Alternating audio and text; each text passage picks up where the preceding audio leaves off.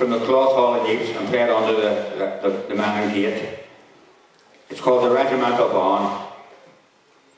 The Cloth Hall had towered over them as they left the market square.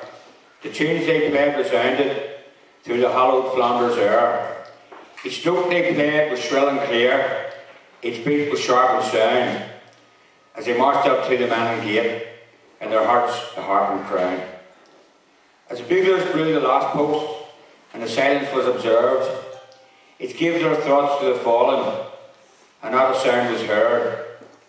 As the piper played the last lament, it echoed through the town, and the flooter played on the concert flute as they laid the poppies down.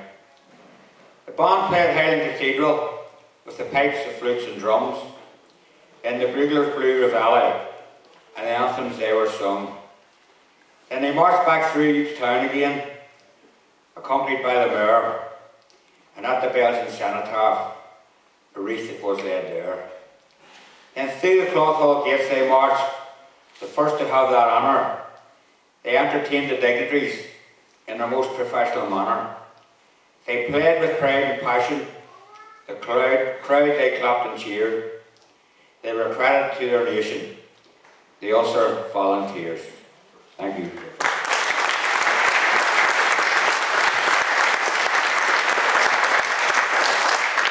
The second poem is a poem that I first read in public, I think, at the Ulster Tower on the 90th anniversary at the 36th Ulster Memorial Association service.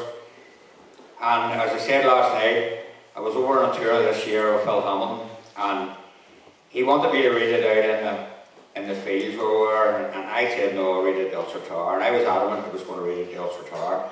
But when he got us out onto the fields, we're actually standing on the German B-line, and when you see the panoramic view that the Germans had down on our troops coming up at them, and you see where they were able to turn their machine guns and shoot and fire into our troops, it was the right place for this poem to be read. And I read it there, and I'm only sorry nobody video with it there, because I'd love to have that video of all the different places I've had a video of reading this. I'd love to have that there for the first time, because it made the hairs on my back here next on it. This is called the 36th Division. It was a starlit night in Thiepval, in the trenches on the Somme, where a bunch of British soldiers were writing letters home. They were crowded all together, but each man was alone.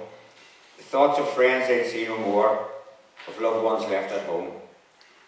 And as they wrote, they thought of times they'd had before the war, of dances at the Orange Hall, of walks along the shore, of watching Linfield on the ball, of their favourite scorn a try, of walking past the City Hall on the 12th day of July, of sodas frying in the pond, of pints of black and tan, of days they spent at the Lammas Fair, of Dulles and Yellowman, of the girl they worshipped from afar, with the love she never knew, of coming home on a frosty night to a bowl of Irish stew, of working in the shipyards with the gantries looking down, of reaping in the harvest and bringing it to town, of catching rabbits in the field to try to make ends meet, of listening to the lamplighter as he walks the cobbled streets.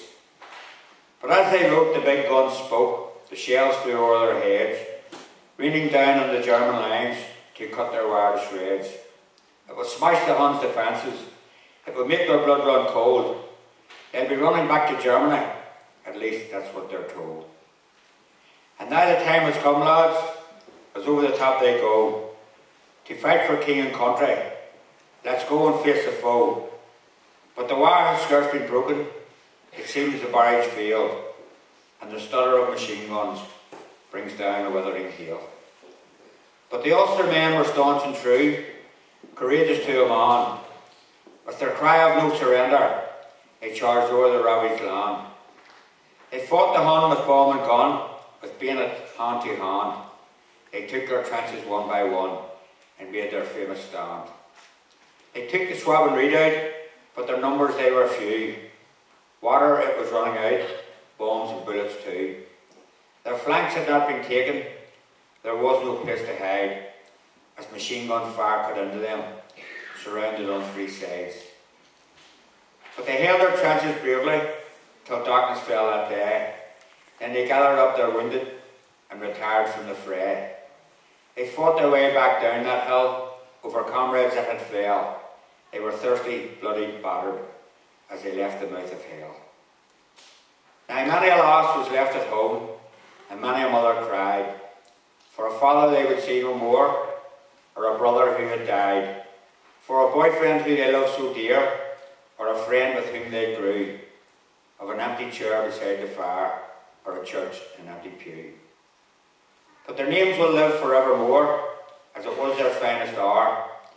Their memories grow like the poppies red in the fields round Ulster's Tower. They did their duty to a man, fulfilled a glorious vision. Pay homage to the men who fought in the 36th Division. Thank you.